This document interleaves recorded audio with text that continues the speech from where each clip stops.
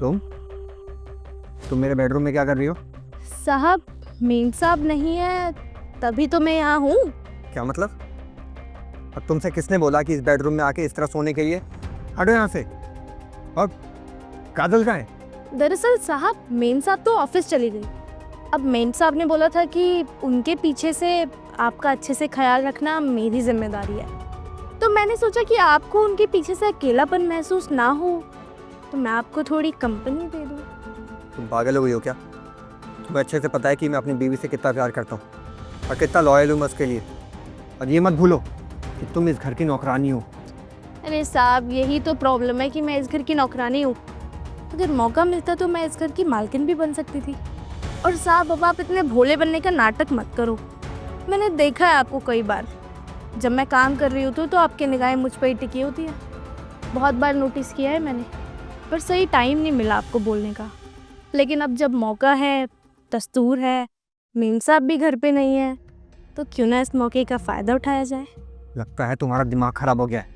क्या साहब, आप इतने भोले बन के मत दिखाओ। एक लड़की सामने से आपको ऑफर दे रही है, तो आपको इस ऑफर का फ़ायदा उठा लेना चाहिए।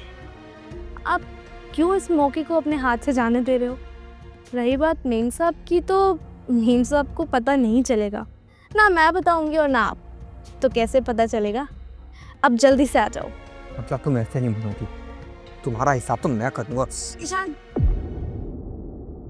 काजल तुम, अरे पर इसने कहा था कि तुम ऑफिस गई हो, फिर तुम यहाँ पे क्या कर रही हो? वो इसने आपसे झूठ बोला और उसको झूठ बोलने के लिए मैंने ही कहा था।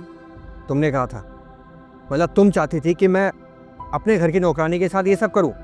जी हाँ साहब, मेरी इसमें कोई गलती नहीं है। मेम साहब ने ही बोला था आपको ये सब बोलने के लिए। हाँ ईशान, इसमें इसकी कोई गलती नहीं है। अरे पर तुमने ऐसा क्यों बोला इसको? ईशान, आपको तो पता है ना, ऑफिस की तरफ से ट्रिप पर जाने वाली हूँ मैं 2-3 दिन बाद।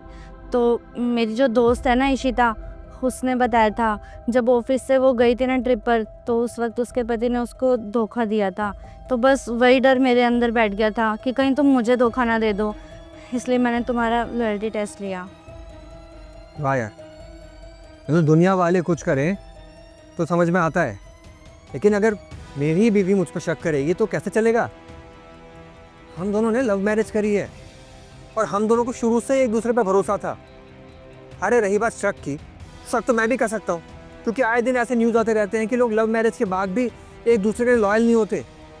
लेकिन तुमने इतनी सी बात के लिए, मतलब तुम्हारी दोस्त का पति लॉयल नहीं निकला तो मतलब मैं भी लॉयल नहीं रहूँगा, इसलिए तुमने ये टेस्ट लिया मेरा?